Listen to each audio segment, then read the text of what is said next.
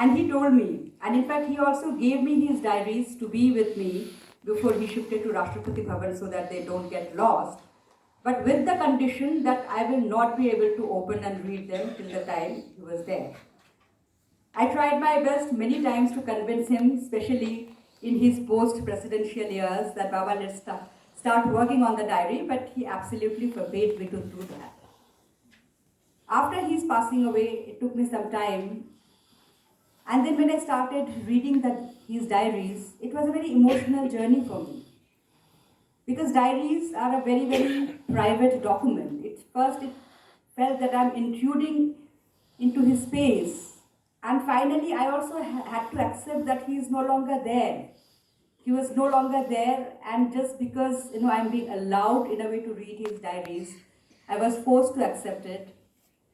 But from it, I came to know not only so many things about his political journey, but his personal journey as well, his emotions, his angers, his frustrations, what he felt about me also, many of it which I have edited out from this book.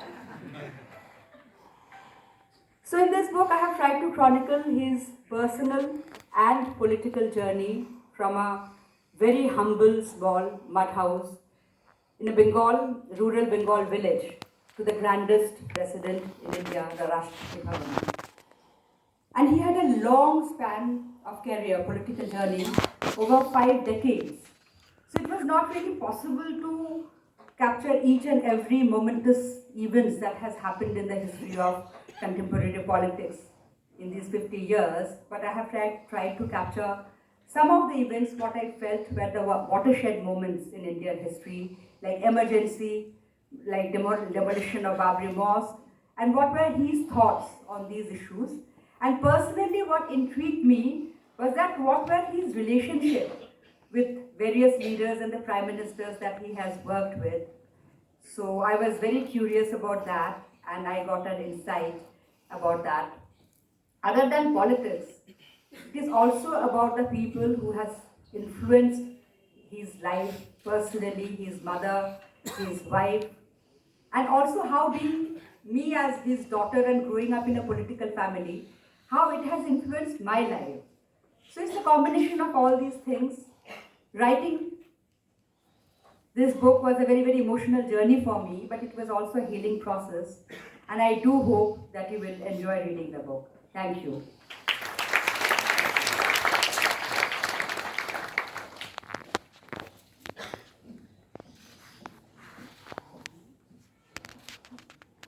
Over to you, Sana.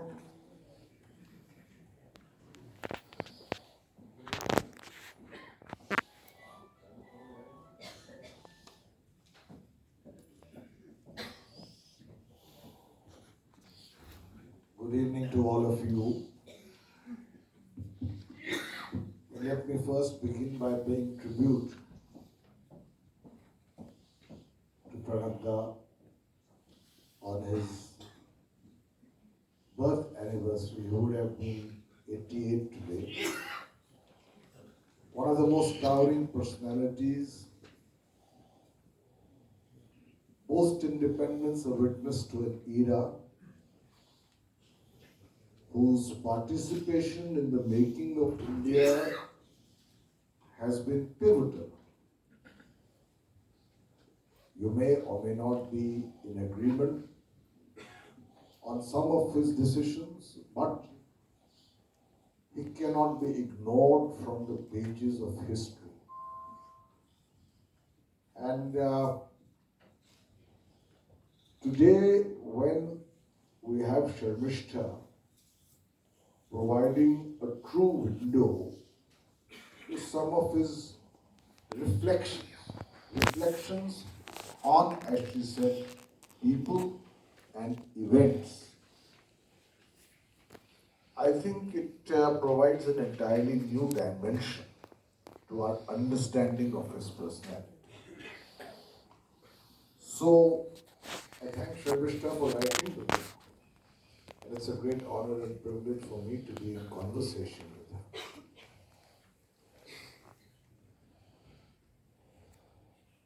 The book has created quite an earthquake for some of the comments made in it, quoting his diary. It is significant that except for Mr. Chidambaram, I don't see anyone else from the Congress here. Perhaps one reason is that while he was one of the most staunchly loyal congresspersons, he had his own assessment of people, and his own career in the Congress party was not without its moments of ups and downs. So let me get into the meat of it because our time is limited. You all have the book, you'll get time to read it. It's been discussed a lot, it's been in the news, excerpts have been carried by newspapers. Sharmishta, why do you think your father wanted you to publish this or look at it posthumously? Firstly, obviously because of the reason, because as some of you who have gone through the courts or have seen it in the media, he has given his very frank opinion about certain people within Congress, and obviously being in Congress, it was not possible for him to do. So if I was in Congress, I quit politics 2 years back, obviously I also wouldn't have been able to do so, because being within a party, one has to abide by some degree of discipline. And posthumously, yes, because he being an astute politician, he definitely knew that it is going to create a lot of controversy, lot of stuff. So he just left me to face the controversy. I don't know why. But in his post-presidential period, he could have used his diaries to write his own account of the period of which he was a part of history.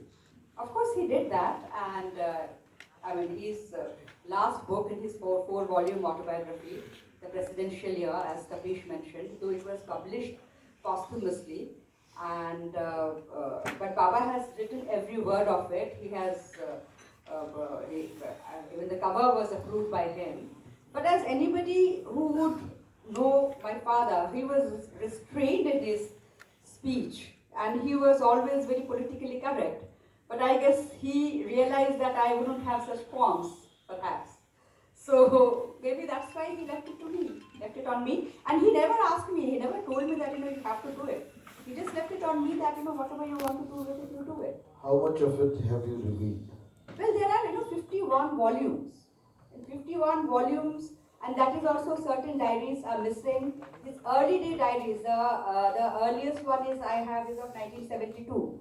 And in between about 8 volumes from 78 to 85, it got destroyed during a flooding in our personal residence, Greater Kailash. They were kept in a basement, so it just all got destroyed. So, but still that 51 volumes, because, towards the later age, later period of his life, he would also write he would, normally he would just write 1 or maximum 2 pages a day. But, later on, when he had more time, he would also write lengthy explanations about his thoughts. So it is just not possible to capture everything in one volume. So that's why I said that it has been very selective about in terms of not only his views on people or about selecting events, but it is not that, for example, if I am talking about Rahul Gandhi, it's not that I have edited out anything. And to be very honest, there are few references of Rahul Gandhi, very few references of Rahul Gandhi. So I haven't tried to tweak around with the gist of his sentiments about his views, about any particular event or any particular personality. But yes, there are many references of his interaction, with Dr. Manmohan Singh, with Sonia Gandhi. I said, so there are so many years of interaction. So it's just not possible to put everything. So of course I had to edit out many things, but not the gist of his sentiments. So let's begin not from the early part of his life, because that's really part of his autobiography. But his career really took off under the late Prime Minister Indira Gandhi. He was a relatively unknown congressman who had won from West Bengal, initially appointed as a deputy minister, but person as astute as Mrs. Gandhi somehow placed disproportionate trust in him. And it came to a point where he was the de facto number two in the cabinet and sometimes would preside over the cabinet in her absence. Why do you think she chose him? Now, my father, if there is one political personality towards whom my father's personal loyalty lied, that was Mrs. Indira Gandhi. It began and ended with Mrs. Indira Gandhi. After that, he served the party, he served Congress, but he did not serve any individual leader. And my father would always say that the Indira Gandhi period was the golden period of his life, because that is the time, he was learning from Indira ji, he was simultaneously applying his skills, political, administrative, and strangely, by the way, Baba first got elected in 1967 as a Rajya Sabha member from Bangla Congress, which was a split away group of Congress, of the main Congress in West Bengal. And he came into the notice of Indira ji during his second speech in Parliament, that was on nationalization of banks. And Indira ji, I think, was duly impressed, because next day in her speech, she quoted from him.